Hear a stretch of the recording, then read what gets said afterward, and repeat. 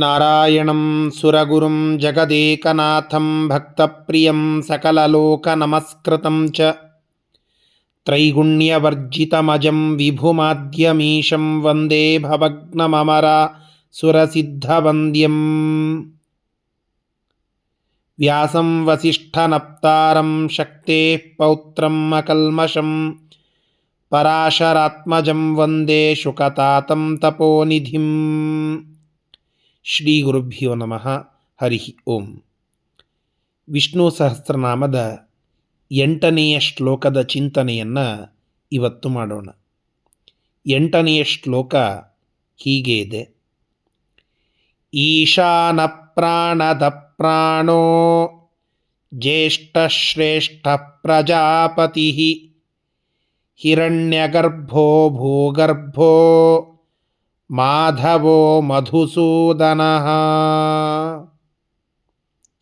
ಈಶಾನಃ ಪ್ರಾಣದಃ ಪ್ರಾಣಃ ಜ್ಯೇಷ್ಠಃ ಶ್ರೇಷ್ಠಃ ಪ್ರಜಾಪತಿಃ ಹಿರಣ್ಯಗರ್ಭಃ ಭೂಗರ್ಭಃ ಮಾಧವಃ ಮಧುಸೂದನಃ. ಈ 10 ನಾಮಗಳ ವರ್ಣನ ಕೀರ್ತನ ಈ ಶ್ಲೋಕದಲ್ಲಿ ಭೀಷ್ಮಾಚಾರ್ಯರು ಮಾಡುತ್ತಾ ಇದ್ದಾರೆ. ಮೊದಲನೆಯದ್ದು ಈಶಾನಃ ಅಂತ ಹೇಳಿ, ಭಗವಂತನ ತುಂಬ ಸುಂದರವಾದ ಒಂದು ಹೆಸರು. ಮಾಂಡೂಕ ಉಪನಿಷತ್ ಭಾಷ್ಯದಲ್ಲಿ ಬರುವಂತಹ ಒಂದು ಹೆಸರೂ ಕೂಡ ಹೌದು. ಈಶಾನಾಂ ಅಪಿ ಮುಕ್ತಾನಾಂ ಈಶಾನಃ. ಈ ರೀತಿಯಾಗಿ ಈಶಾನ ಮುಕ್ತರೆಲ್ಲರಿಗೆ ಒಡೆಯ, ಅವರೆಲ್ಲರಿಗೆ ಚೇಷ್ಟಕತ್ವವನ್ನು ಕೊಡುವಂಥವನು. ಹೀಗೆ ಭಗವಂತನನ್ನು ಈಶಾನ ಅಂತ ಉಪನಿಷತ್ತು ಕೊಂಡಾಡಿದೆ. ಈಶ ಅಂತಂದರೆ ರುದ್ರದೇವರು ಅಂತ ಅರ್ಥ. ಆ ರುದ್ರದೇವರನ್ನು ಅನಯತಿ, ಅವರು ಏನೆಲ್ಲ ಕೆಲಸಗಳನ್ನು ಮಾಡುತ್ತಾರೋ ಅದೆಲ್ಲದರ ನಿಯಾಮಕನಾಗಿ ಇದ್ದು ಅವರಿಗೆ ಚೇಷ್ಟಾಪ್ರದನಾಗಿ ಇರುವುದು ಭಗವಂತ ವಿಷ್ಣು ಪರಮಾತ್ಮ. ಈಶಂ ರುದ್ರಂ ಅನಯತಿ ಚೇಷ್ಟಯತಿ ಇತಿ ಈಶಾನಃ. ಇಂತಹ ಒಂದು ಅರ್ಥವನ್ನು ನಾವಿಲ್ಲಿ ತಿಳಿದುಕೊಳ್ಳಬಹುದು. ಒಟ್ಟಾರೆಯಾಗಿ ಜಗತ್ತಿನ ಎಲ್ಲರಿಗೂ ಚೇಷ್ಟಾಪ್ರದನಾಗಿ ಇರುವಂತಹ ಭಗವಂತ ಈಶಾನಃ ಅಂತ. ಮುಖ್ಯವಾಗಿ ನಮ್ಮೆಲ್ಲರಿಗೆ ಬೇಕಾಗಿರುವಂತಹದ್ದು ಒಳ್ಳೆಯ ಮನಸ್ಸು. ನಮ್ಮ ಮನಸ್ಸು ಯಾವ ರೀತಿಯಾಗಿ ಚಲಿಸುತ್ತದೆಯೋ ಆ ರೀತಿಯಾಗಿ ನಮ್ಮ ಇಂದ್ರಿಯಗಳು ಮುಂದೆ ಹೋಗ್ತದೆ. ಅದಕ್ಕಾಗಿ ಮನೋನಿಯಾಮಕರಾದಂತಹ ರುದ್ರದೇವರನ್ನೇ ಚೇಷ್ಟಾಪ್ರದನಾಗಿ ನಿಯಮನ ಮಾಡುವವನು ವಿಷ್ಣು. ಆದ್ದರಿಂದ ಈಶಾನಃ ನಮ್ಮೆಲ್ಲರ ಮನಸ್ಸಿನ ನಿಯಾಮಕ, ನಿಯಂತ್ರಕ. ಆ ಮನಸ್ಸಿಗೆ ಒಂದು ಕಾರ್ಯದ ಚಟುವಟಿಕೆಯಲ್ಲಿ ಪ್ರವೃತ್ತಿಯನ್ನು ಕೊಡುವವನು ಈಶಾನಃ ವಿಷ್ಣು. ಈ ಅರ್ಥವನ್ನು ನಾವಿಲ್ಲಿ ತಿಳಿದುಕೊಳ್ಳಬೇಕು. ಪ್ರಾಣದಃ ಪ್ರಾಣಾನ್ ದದಾತಿ ಇತಿ ಪ್ರಾಣದಃ ಅಂತ. ದ ಅನ್ನೋದಕ್ಕೆ ಎರಡರ್ಥ. ಒಂದು ಕೊಡುವವನು, ಇನ್ನೊಂದು ಕಸಿದುಕೊಳ್ಳುವವನು ಅಂತ. ದ ಅಂದರೆ ದದಾತಿ ಅಂತ ಅನ್ನುವ ಅರ್ಥವನ್ನು ತೆಗೆದುಕೊಂಡಾಗ ನಮ್ಮೆಲ್ಲರಿಗೆ ಪ್ರಾಣಶಕ್ತಿ ಅದು ಬೇಕು. ನಾವೆಲ್ಲ ಜೀವಂತವಾಗಿ ಇರುವುದು ಆ ಪ್ರಾಣಶಕ್ತಿ ನಮ್ಮಲ್ಲಿ ಇರುವುದರಿಂದ. ನಾವು ಮಾತನಾಡುತ್ತೇವೆ, ಕುಳಿತುಕೊಳ್ಳುತ್ತೇವೆ, ನಿಂತುಕೊಳ್ಳುತ್ತೇವೆ, ಆಟ ಆಡುತ್ತೇವೆ, ಪೂಜೆ ಮಾಡುತ್ತೇವೆ, ಜಪ ಮಾಡುತ್ತೇವೆ, ಏನೆಲ್ಲ ಕಾರ್ಯಗಳನ್ನು ಮಾಡುತ್ತೇವಲ್ಲ, ಇದೆಲ್ಲದಕ್ಕೆ ಕಾರಣ ನಮ್ಮಲ್ಲಿ ಇರುವಂತಹ ಪ್ರಾಣಶಕ್ತಿ. ನಮ್ಮ ಪ್ರವೃತ್ತಿಗಳಿಗೆ ಮುಖ್ಯವಾಗಿ ಬೇಕಾಗುವಂತಹ ಪ್ರಾಣಶಕ್ತಿಯನ್ನು ದದಾತಿ ಕೊಡುವವನು. ಆದ್ದರಿಂದ ಭಗವಂತನನ್ನು ಪ್ರಾಣದಾಹ ಅಂತ ನಾವು ಕರೀತೇವೆ. ಇನ್ನೊಂದು, ನಾವು ಸಾಧನವನ್ನು ಮಾಡಿಕೊಂಡ ಮೇಲೆ ನಮ್ಮ ಈ ದೇಹದಲ್ಲಿ ಇಟ್ಟಿರುವ ಪ್ರಾಣವನ್ನು ತೆಗೆದು ಆ ನಮ್ಮ ಸಾಧನವನ್ನು ಗಣನೆಗೆ ತೆಗೆದುಕೊಂಡು ಭಗವಂತ ನಮ್ಮ ಸ್ವರೂಪದ ಉದ್ಧಾರವನ್ನು ಮಾಡಿ ಶ್ರೇಷ್ಠವಾದ ಮೋಕ್ಷವನ್ನು ಕೊಡುತ್ತಾನೆ. ಆಗ ಈ ದೇಹವನ್ನು ನಾಶ ಮಾಡಿ ಆ ದೇಹದ ಒಳಗೆ ಇರುವಂತಹ ಜೀವವನ್ನು ತೆಗೆದುಕೊಂಡು ಹೋಗ್ತಾನೆ. ಆ ಪ್ರಾಣವನ್ನು ತೆಗೆದುಕೊಂಡು ತಾನು ಕರೆದುಕೊಂಡು ಹೋಗ್ತಾನೆ. ಆದ್ದರಿಂದ ಪ್ರಾಣದಹ, ಒಂದು ಪ್ರಾಣವನ್ನು ಕೊಡುವವನು, ಸಂಹಾರವನ್ನು ಮಾಡುವವನೂ ಅವನೇ, ಕೊನೆಯಲ್ಲಿ ಮೋಕ್ಷಕ್ಕೆ ಬೇಕಾದ ಎಲ್ಲ ಸಾಧನವನ್ನು ಮಾಡಿಸಿ ಮೋಕ್ಷವನ್ನು ಕೊಡುವವನೂ ಅವನೇ. ಆದ್ದರಿಂದ ಪ್ರಾಣಾನ್ ದದಾತೀತಿ ಪ್ರಾಣದಹ, ಈ ಅರ್ಥ ಮುಖ್ಯವಾಗಿ ನಾವಿಲ್ಲಿ ತಿಳಿದುಕೊಳ್ಳಬಹುದು. ಪ್ರಾಣ, ಮೂರನೆಯ ನಾಮ ಪ್ರಾಣ. ಪ್ರಕೃಷ್ಟ ಚೇಷ್ಟಕತ್ವಾತ್ವಾ ಪ್ರಾಣ. ಅಣತಿ ಅಂತಂದರೆ, ಅಣತಿ ಇದು ಸಂಸ್ಕೃತದ ಅಣತಿ. ಅಣತಿ ಅಂದರೆ ನಮ್ಮಿಂದ ಕಾರ್ಯವನ್ನು ಮಾಡಿಸುವವನು ಅಂತ. ಚೆನ್ನಾಗಿ ನಮ್ಮೆಲ್ಲರಿಂದ ಕಾರ್ಯಗಳನ್ನು ಮಾಡಿಸುವವನು, ನಮ್ಮಲ್ಲಿ ನಿಂತು ಮಾಡುವವನು, ನಮ್ಮಿಂದ ಮಾಡಿಸುವವನು. ಕರ್ತ ಕಾರಯಿತ ಎರಡೂ ಭಗವಂತ. ಆದ್ದರಿಂದ ಪ್ರಕೃಷ್ಟ ಚೇಷ್ಟಕತ್ವಾತ್ವಾ ಪ್ರಾಣ, ಚೆನ್ನಾಗಿ ನಮ್ಮೆಲ್ಲರಿಂದ ಕಾರ್ಯಗಳನ್ನು ಮಾಡಿಸುತ್ತಾನೆ, ನಮ್ಮೆಲ್ಲರಿಗೆ ಕಾರ್ಯ ಮಾಡುವ ಸಾಮರ್ಥ್ಯ ಕೊಡುತ್ತಾನೆ. ಆದ್ದರಿಂದ ಭಗವಂತನನ್ನು ಪ್ರಾಣ ಅಂತ ಕರೀತಾರೆ. ಮುಖ್ಯ ಪ್ರಾಣದೇವರು ವಾಯುದೇವರು ನಮ್ಮಲ್ಲಿ ಇರುವವರೆಗೆ ನಾವು ಜೀವಂತವಾಗಿ ಇರುತ್ತೇವೆ. ನಮ್ಮ ಪ್ರಾಣ ಅವರು. ಆ ಪ್ರಾಣನಿಗೆ ಪ್ರಾಣನಾಗಿ ಇರುವಂತಹದ್ದು ಯಾರು? ಅದು ಭಗವಂತ. ಹೀಗಾಗಿ ಪ್ರಾಣ ನಾಮಕರಾದ ವಾಯುದೇವರಿಗೆ ಪ್ರಾಣನಾಗಿ ಇರುವಂತಹ ಪ್ರಾಣ ಅದು ಪರಮಾತ್ಮ ವಿಷ್ಣು. ಆದ್ದರಿಂದ ಈಶಾನಃ ಪ್ರಾಣದಃ ಪ್ರಾಣ ಅಂತ ಭೀಷ್ಮರು ಹೇಳಿದರು. ಜ್ಯೇಷ್ಠ ಶ್ರೇಷ್ಠ ಅಂತ ಎರಡು ಹೆಸರುಗಳು. ಇವೆರಡೂ ಗುಣವಾಚಕ. ಜ್ಯೇಷ್ಠ ಎಲ್ಲರಿಗಿಂತ ಅಗ್ರಗಣ್ಯನಾಗಿ ಇದ್ದಾನೆ. ಆದ್ದರಿಂದ ಪರಮಾತ್ಮ ಎಲ್ಲ ಪ್ರಾಣತತ್ವಗಳನ್ನು ಸೃಷ್ಟಿ ಮಾಡಿ ನಿಯಂತ್ರಿಸುವ ಜ್ಯೇಷ್ಠ, ಅಗ್ರಗಣ್ಯ, ಅಗ್ರಜ.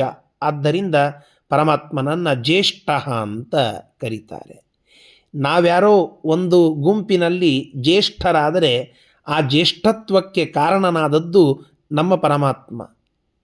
ನಾವು ಜ್ಯೇಷ್ಠರಲ್ಲ, ನಮ್ಮಲ್ಲಿ ಪರಮಾತ್ಮ ಜ್ಯೇಷ್ಠನಾಗಿ ಇದ್ದದ್ದಕ್ಕೆ ನಮಗೆ ಆ ಗೌರವ.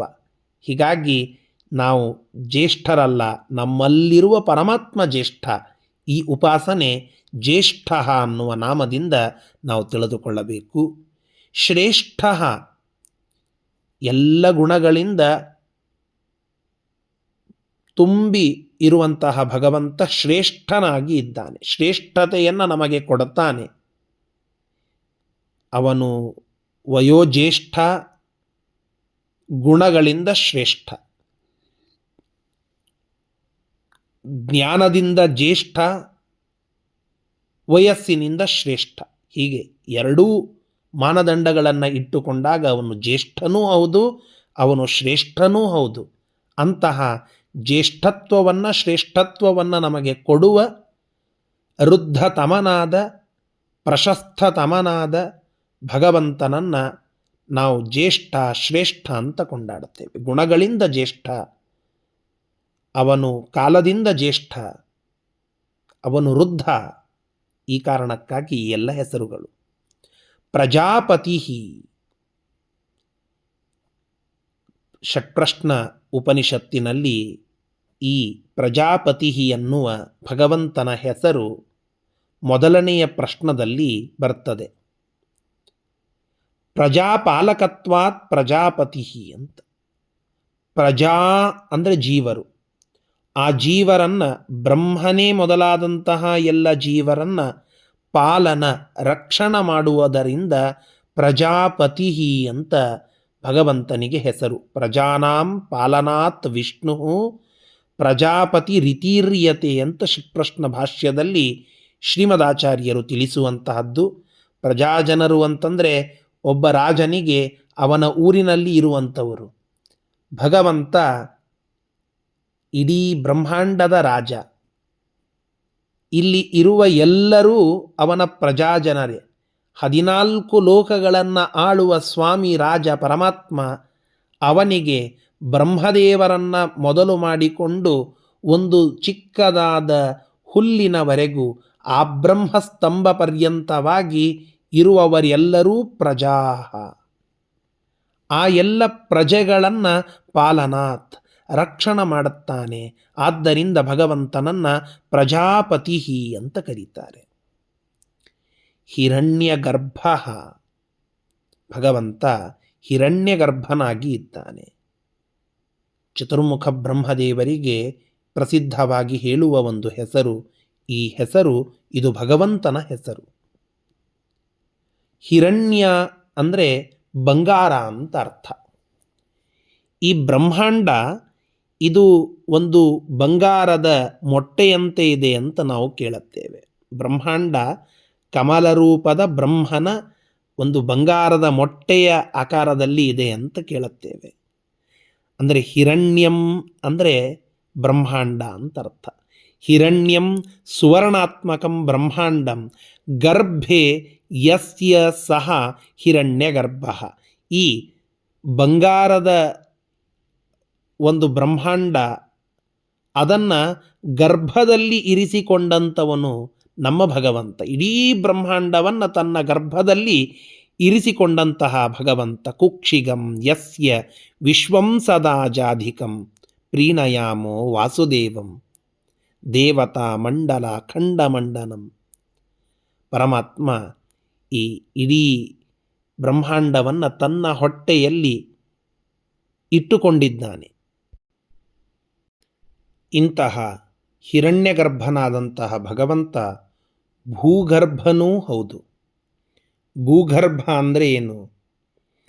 ಭೂಮಿಯನ್ನು ಗರ್ಭದಲ್ಲಿ ತನ್ನ ಗರ್ಭದಲ್ಲಿ ಇರಿಸಿಕೊಂಡಂಥವನು ನಮ್ಮ ಭಗವಂತ. ದಾಸರು ಹೇಳುತ್ತಾರಲ್ಲ, ಬಸಿರೊಳಗೆ ಶಿಶುವನ್ನು ಬಿಡದೆ ಸಲಹುವರ್ಯಾರೋ, ವಸುಧಿಯನು ಬಸಿರೊಳಗೆ ಇಟ್ಟುಕೊಂಡವರ್ಯಾರೋ. ವಸುಧಿ ಭೂಮಿ, ಇದನ್ನು ತನ್ನ ಬಸಿರೊಳಗೆ ಹೊಟ್ಟೆಯೊಳಗೆ ಇಟ್ಟುಕೊಂಡಂಥವರ್ಯಾರು. ವಸುಧೀಶ ಪುರಂದರ ವಿಠ್ಠಲರಾಯನ ಹಸನಾಗಿ ನೆನೆದು ಸುಖಿಯಾಗು ಮನವೇ, ಏಕೆ ಚಿಂತಿಸುತ್ತಿರುವಿ ಬರಿದೆ ಮನವೇ. ಲೋಕನಾಥನ ನೆನೆದು ಸುಖಿಯಾಗು ಮನವೇ. ವಸುಧಿಯನ್ನು ಬಸಿರೊಳಗೆ ಇಟ್ಟುಕೊಂಡವರ್ಯಾರು? ಭಗವಂತ. ಭೂಗರ್ಭ ಭೂಮಿಯನ್ನು ಭಗವಂತ ತನ್ನ ಹೊಟ್ಟೆಯಲ್ಲಿ ಇರಿಸಿಕೊಂಡು ಅದನ್ನು ಕಾಪಾಡುತ್ತಾನೆ. ಆದಿಶೇಷನೊಳಗೆ ತಾನೇ ಇದ್ದು ಭೂಮಿಯನ್ನು ನಿಯಮಬದ್ಧವಾಗಿ ಹಿಡಿದಿಟ್ಟು ಕಾಪಾಡುವಂತಹ ಸ್ವಾಮಿ ಭಗವಂತ ಭೂಗರ್ಭ ಅಂತ. ಭೂಗರ್ಭರು ಯಾರಿದ್ದಾರಲ್ಲ, ಆ ತಜ್ಞರು ಯಾರಿದ್ದಾರಲ್ಲ, ಅವರೆಲ್ಲ ಚಿಂತನ ಮಾಡಬೇಕಾದಂತಹ ಒಂದು ಭಗವಂತನ ರೂಪ ಅದು ಭೂಗರ್ಭ ಅಂತ. ಮಾಧವ, ಭಗವಂತ ಮಾಧವನಾಗಿ ಇದ್ದಾನೆ. ಪ್ರಸಿದ್ಧವಾದ ಹೆಸರು. ಮಾ ಅನ್ನೋದಕ್ಕೆ ಲಕ್ಷ್ಮೀದೇವಿ, ಧವ ಅಂದರೆ ಪತಿ. ಲಕ್ಷ್ಮೀದೇವಿಗೆ ಒಡೆಯ ಯಾರೋ ಮಾಯಾ ಧವ ಮಾಧವ. ಲಕ್ಷ್ಮೀದೇವಿಯ ಒಡೆಯ ಸ್ವಾಮಿಯಾದ ಪರಮಾತ್ಮ ಮಾಧವ. ಮಧು ಕೈಟಭರನ್ನು ವಧೆ ಮಾಡಿದವನು ಸ್ವಾಮಿಯಾದಂತಹ ಪರಮಾತ್ಮ. ಧವ ಅಂದರೆ ಒಡೆಯ. ನ ವಿದ್ಯತೆ ಧವಃ ಯಸ್ಯ ಇತಿ ವಾ ಮಾಧವ. ಯಾವ ಭಗವಂತನಿಗೆ ಒಡೆಯನೇ ಇಲ್ಲವೋ, ಮಾ ಅಂದರೆ ಇಲ್ಲ ಅಂತ ಅರ್ಥ. ಧವಃ ಅಂದರೆ ಒಡೆಯ. ಯಾವ ಭಗವಂತನಿಗೆ ಒಡೆಯನಿಲ್ಲವೋ ಅಂತಹ ಭಗವಂತ ಮಾಧವ ಅಂತ. ಹೀಗೆ ಮಧುವಂಶದಲ್ಲಿ ಹುಟ್ಟಿದ್ದಾನೆ, ಆದ್ದರಿಂದ ಮಾಧವ. ಒಡೆಯನಿಲ್ಲ ಯಾವನಿಗೆ ಅವನು ಮಾಧವ. ಲಕ್ಷ್ಮೀದೇವಿಗೆ ಇವನು ಒಡೆಯನಾಗಿದ್ದಾನೆ, ಆದ್ದರಿಂದ ಮಾಧವ. ಅಂತಹ ಪರಮಾತ್ಮ ಮಾಧವ ಅಂತ ಪ್ರಸಿದ್ಧನಾಗಿ ಇರುವಂತಹದ್ದು. ಮಧುಸೂದನ, ಮಧು ಕೈಠಭ ಈ ರಾಕ್ಷಸರನ್ನು ಸೂದಯತಿ ನಾಶ ಮಾಡಿದ್ದಾನೆ, ಆದ್ದರಿಂದ ಮಧುಂ ಸೂದಯತಿ ಇತಿ ಮಧುಸೂದನ. ಶೂಧ ಕ್ಷರಣೆ ಅಂದರೆ ಸೂದನ ಅಂತಂದರೆ ನಾಶ ಮಾಡುವುದು ಅಂತ ಅರ್ಥ. ಮಧು ಅನ್ನೋದಕ್ಕೆ ಆನಂದ ಅಂತಲೂ ಅರ್ಥ. ನಮ್ಮ ಹೆಚ್ಚಾದ ಆನಂದ, ನಮ್ಮ ಯೋಗ್ಯತೆ ಮೀರಿ ಇರುವ ಆನಂದವನ್ನು ಸೂದನ ನಾಶ ಮಾಡುತ್ತಾನೆ, ಆದ್ದರಿಂದ ಭಗವಂತನನ್ನು ಮಧುಸೂದನ ಅಂತ ನಾವು ಕರೆಯುವುದುಂಟು. ಇಂತಹ ಪರಮಾತ್ಮ ಮಧುಸೂದನನಾಗಿ ಇದ್ದಾನೆ. ನಮ್ಮೆಲ್ಲರ ಹೃದಯದಲ್ಲಿಯೂ ಮಧು ಎಂಬುವ ರಾಕ್ಷಸ, ಕಾಮಕ್ರೋಧಾದಿ ಮಧುಗಳೆಂಬುವ ರಾಕ್ಷಸರು ಇದ್ದಾರೆ. ಆ ರಾಕ್ಷಸರನ್ನು ಸೂದನ ಮಾಡುವಂತಹ ಪರಮಾತ್ಮನನ್ನು ನಾವು ನೆನೆಯೋಣ. ಇಂತಹ ಈಶಾನಃ ಪ್ರಾಣದಃ ಪ್ರಾಣಃ ಜ್ಯೇಷ್ಠಃ ಶ್ರೇಷ್ಠಃ ಪ್ರಜಾಪತಿ ಹಿರಣ್ಯಗರ್ಭಃ ಭೂಗರ್ಭಃ ಮಾಧವಃ ಮಧುಸೂದನಃ ನಮ್ಮ ಪರಮಾತ್ಮ ವಿಷ್ಣು, ಅವನ ಸ್ಮರಣೆಯನ್ನು ಮಾಡೋಣ. ಶ್ರೀಕೃಷ್ಣಾರ್ಪಣಮಸ್ತು. ಹರಯೇ ನಮಃ.